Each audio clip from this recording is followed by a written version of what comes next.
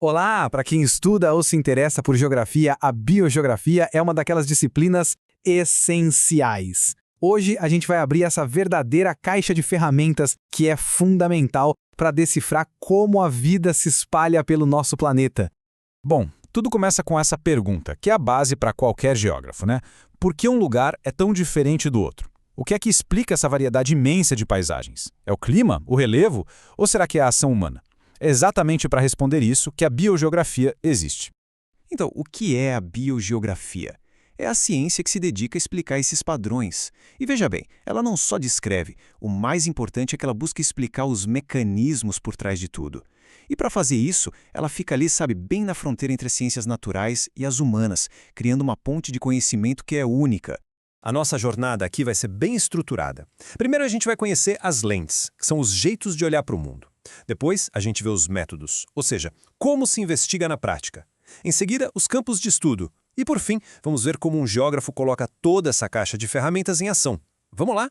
A primeira parte da nossa caixa de ferramentas são essas lentes. A ideia é simples. Pense nelas como diferentes óculos que um biogeógrafo usa. Cada par de óculos permite focar em um aspecto diferente da vida no planeta, revelando uma camada nova da realidade. A nossa primeira lente é a cronológica. Com ela, o foco é bem específico. A gente olha para um táxon, que pode ser uma única espécie, um gênero. A pergunta aqui é direta. Onde exatamente a gente encontra esse organismo? O objetivo final é ter um mapa, o mais preciso possível, da área onde ele vive. Agora, vamos trocar de lente. A gente sai do foco no indivíduo para olhar o coletivo. Essa é a abordagem biocenológica. Aqui, o interesse não é mais uma espécie isolada, mas a comunidade inteira, o que a gente chama de biocenose. O que se quer saber é como todos esses organismos vivem e interagem juntos, no mesmo lugar. Então, para ficar bem claro, a abordagem corológica está olhando para uma pecinha do quebra-cabeça. Já a biocenológica quer ver como as peças se encaixam e formam a imagem completa. Uma foca no onde do indivíduo, enquanto a outra foca no como e no onde da comunidade toda. Nossa terceira lente é a ecológica. Ela nos traz pro aqui e agora.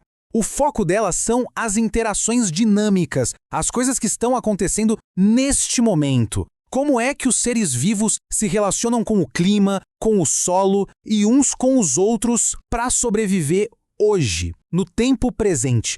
E, finalmente, a gente chega na lente mais integradora de todas, a geoecológica. Essa imagem aqui ilustra perfeitamente. A paisagem é vista como um sistema, um geossistema. Repare como os componentes vivos, os bióticos, e os não vivos, os abióticos, estão todos conectados.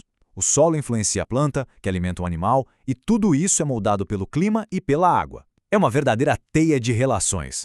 Certo. Agora que a gente já tem as lentes, a pergunta é: tá, mas como a gente faz a investigação na prática? Quais são as técnicas para coletar e analisar os dados? É exatamente isso que os métodos de investigação vão nos mostrar. A metodologia tem uma lógica bem clara. O primeiro passo é a análise taxonômica. A gente precisa saber quem são os atores da história, ou seja, classificar as espécies. Depois vem a análise fisionômica, que é olhar para a cara da vegetação, para a aparência dela, para classificar as comunidades. E, por fim, a análise ecológica, quando a gente mergulha a fundo nas interações, como competição, cooperação, fluxo de energia. Bom, com as lentes e os métodos em mãos, a pergunta que fica é: onde um biogeógrafo pode trabalhar? A biogeografia se divide em grandes campos, que são como oficinas especializadas. Cada uma tem suas próprias perguntas e suas escalas de tempo. O primeiro campo é a biogeografia histórica. Pessoal, aqui a gente está falando de tempo geológico, de milhões de anos. É um trabalho quase de detetive. As pistas, fósseis, grãos de pólen de plantas que já nem existem mais.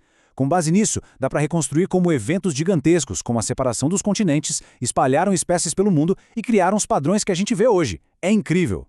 Agora, num contraste total, a gente tem a biogeografia ecológica. Ela opera numa escala de tempo que a gente consegue observar, a escala humana. O foco são as dinâmicas atuais. Por que essa floresta aqui tem mais espécies do que aquela outra ali? O que limita a vida no topo de uma montanha? São perguntas do agora que ela tenta responder. E claro, não dá para ignorar um fator que simplesmente muda todo o jogo. Como diz o Adriano Figueiró nessa citação poderosa, a nossa espécie se tornou uma força geológica. A gente remodela o planeta numa velocidade que nunca se viu antes. E essa constatação nos leva direto para um campo de estudo fundamental para o geógrafo de hoje, a biogeografia cultural.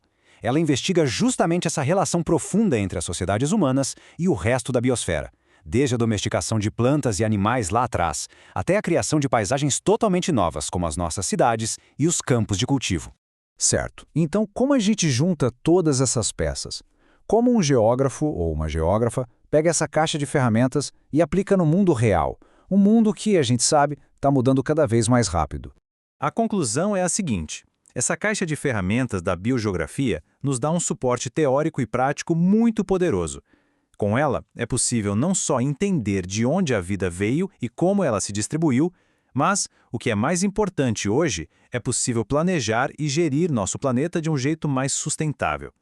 Isso é crucial para lidar com desafios como mudanças climáticas e perda de biodiversidade. E a gente termina com essa provocação, uma pergunta para se pensar, especialmente para quem está se preparando para atuar na área da geografia. Agora que as ferramentas são conhecidas, como a análise de um profissional vai interpretar o mundo? E talvez mais importante ainda, como esse trabalho vai ajudar a construir as paisagens do futuro?